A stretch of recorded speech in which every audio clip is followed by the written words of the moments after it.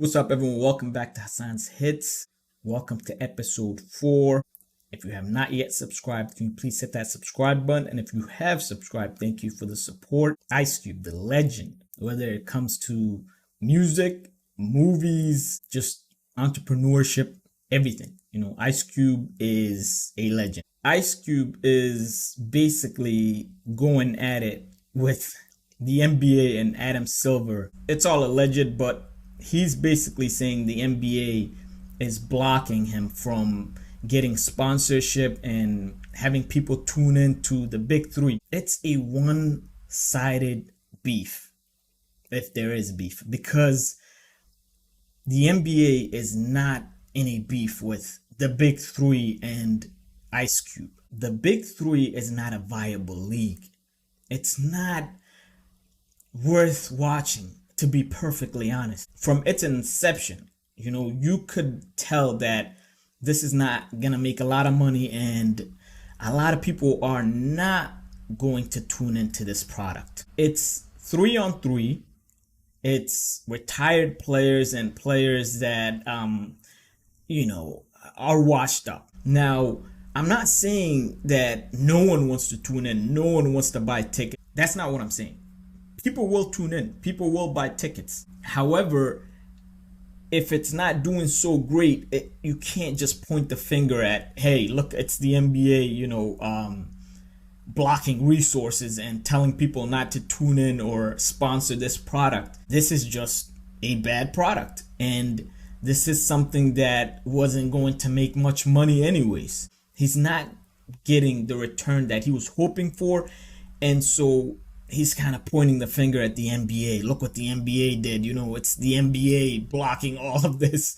Like, that's not what's going on. Recently, I'm pretty sure you guys saw Threads, made its debut as an app. Mark Zuckerberg versus Elon Musk. And they're willing to take it as far as MMA. Like, they're going to compete against each other in the octagon. Well, you have, Threads trying to take away from Twitter. This is, of course, after Elon has set some rules and parameters on Twitter saying you can do this, you can't do that, you need to get verified to do this, and you can't, all of these different rule sets. However, I'm here to tell you guys, Twitter is doing just fine.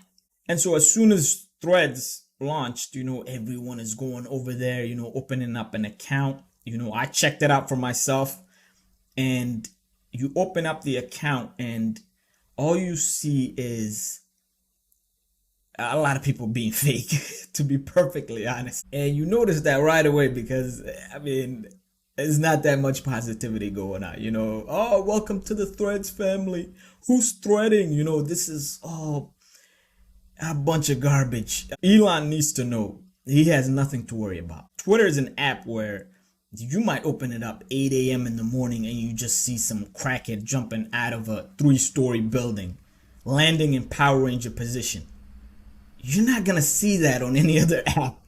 Like, it's as simple as that. And you're certainly not going to see that on Threads. Like, listen, I've scrolled around, I've, checked it out, and it's horrible. And for Elon, he just don't try to do too much. Michael Chandler is trying to apply the pressure on Conor McGregor, who is basically in a world of legal trouble.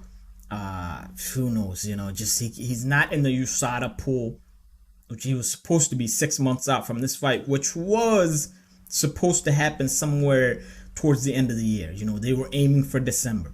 I don't know what the legal situation is with, the whole mascot situation and the alleged sexual assault. O'Connor has all of that on his plate, and Michael Chandler is growing tired of the red panty night that he was promised.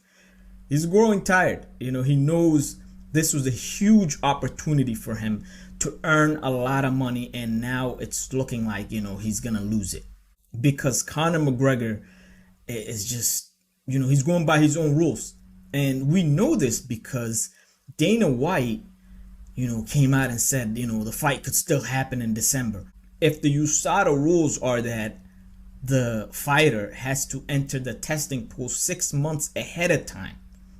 So now we're just gonna make up rules for Conor. It's gonna create a precedent, because then other fighters are gonna say they're not at fault because Conor was able to do that. Even though we know Conor would be getting this loophole because he's the cash cow, right?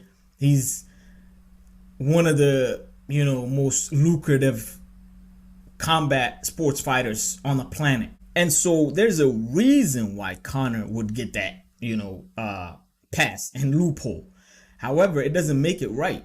Now, as y'all can see, Michael Chandler, just posting this meme, kind of making fun of Conor McGregor. He's basically insinuating that Conor doesn't want this fight. He's running, and he's just trying to entice Conor McGregor into entering the USADA pool, doing everything he needs to do ahead of this fight in order for the fight to happen. Earlier today, Islam Makhachev proposed to the UFC a fight between him and Leon Rocky Edwards. Now, this is huge because, as I explained in the last episode, we had a situation where Islam Makhachev has no opponent lined up for that Abu Dhabi card.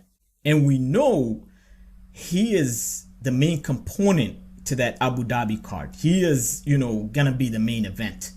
And so the problem is it gonna be Charles Oliveira? And is he gonna be ready to fight Islam in October? Or is it gonna be Volk? And he just got surgery on his arm. By the way, the most hilarious thing is Volk's been fighting basically with one arm. And yeah, Volk is the GOAT, man. He's out here just washing people with one arm, man. Volk is the GOAT. But anyways, is Alexander Volkanovski going to be recovered and ready to go in October? Volk could say he's ready for October, and he is clearly at the top of the list, and he would obviously fight Islam. But we also have a new scenario that Islam proposed that I believe is legitimate. Leon Edwards has completely shut the door on Colby Covington, and rightfully so. He said time and time again he's not fighting a guy who sat out for a year and a half, who is 1-1 in his last 2 fights, when there's guys like Bilal who are riding 9-10 fight win streaks, guys like Shafkat who is 16-0, 8 knockouts, 8 submissions. Yet Colby gets a pass and just goes to the top because Dana White said so. So Leon does not want to fight Colby. The UFC has been trying to force this situation on him, and we're trying to figure out, when is Leon fighting? Is he fighting, on that New York card, or is he fighting in Abu Dhabi?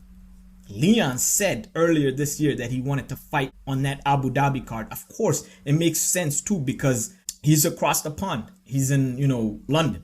So it makes sense. It also makes even more sense because you got champion versus champion. You have Islam, who would be trying to become a double champ at 170. And it's a great fight. It's a great fight. Leon is one of the best strikers in the UFC. Leon has improved so much. He's one of the best fighters on the roster right now. And then you have Islam, who is taking everyone down and mauling them, including Charles Oliveira, who he submitted. And obviously he had a hiccup with Alexander Volkanovski, but we all know Volk is a different breed, and he can do that to a lot of people. It's not just Islam that, he had a great fight against.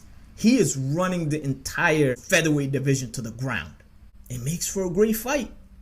It makes for a great fight. This is a great proposal, and in my opinion, the UFC needs to strongly consider booking this fight. Because if Leon is in, we're going to get champion versus champion, and obviously you're going to have the Leon contingency traveling to Abu Dhabi. You got Leon across the pond. He wanted to be on the Abu Dhabi card for a reason. You're going to have all of those fans traveling to Abu Dhabi much easier than they would if Leon's fighting in Las Vegas. All right, so that is the end of this episode. I appreciate you guys tuning in. If you have not yet subscribed, hit that subscribe button. What are you waiting for? Hit that subscribe button. Tune in for more content. Follow along on Spotify. I appreciate the support. Thank you. Peace.